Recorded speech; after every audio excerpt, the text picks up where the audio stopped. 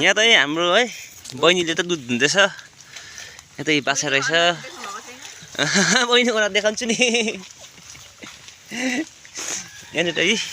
दुध दुन्दैछ हाम्रो बहिनीले चाहिँ एउटा बेम्बु यसलाई हाम्रोतिर बाँस भन्छ त हाम्रोतिर बाँस भन्छ यसलाई यहाँ त गाई दुन्दैछ यी एकदम है अर्ग्यानिक दुध लोकल दुध है यहाँनिर हाम्रो यहाँ त हाम्रो माइजू हुनुहुन्छ है र आजको आसामको मौसम त एकदमै तपाईँले देख्न सक्नुहुन्छ पानी परेर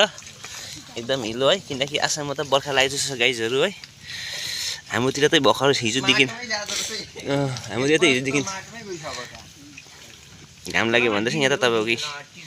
पानी पर्दै भयो नि मेरो बहिनीले त यहाँनिर दुध दुन्दैछ यहाँनिर हाम्रो मामाको छोरा है यहाँ मामाको छोरी त माइजू है त दिन त एकदम बिहा छ अहिले दिन त हिलो है यहाँनिर पनि छ तपाईँको गाई किन धुइसक्यो गाई किन धुँदैन धुँदैन यिनीहरू यहाँनिर पनि रहेछ त्यही धुँदैन अरे किनकि हाम्रो मामा घर तपाईँको देख्नु होला वरिपरि निकै नै रुखले हेरेको छ अब गाई छोड्ने ड्युटी पनि अब यिनीहरूलाई छोड्नु चाहिँ खेतीमा पर लगभग यहाँदेखि आधी किलोमिटर जस्तो चाहिँ मोरा भाइ त अब यिनीहरूलाई छोड्नु जाने हो खेतीमा हो तपाईँले देख्नु नि एउटा बाछा रहेछ र यति भन्दै मेरो छोटो है मिनी भिडियोमा तपाईँलाई एकदम स्वागत गर्दै किनकि तपाईँहरूको जग्गा त एकदम मलाई एकदम मन पऱ्यो किनकि मनपर्छ है तपाईँहरूलाई यो भिडियो चाहिँ यो देखाउन चाहन्छु र यति भन्दै मेरो भिडियो नै समाप्त गर्छु थ्याङ्क फर वाचिङ गाइस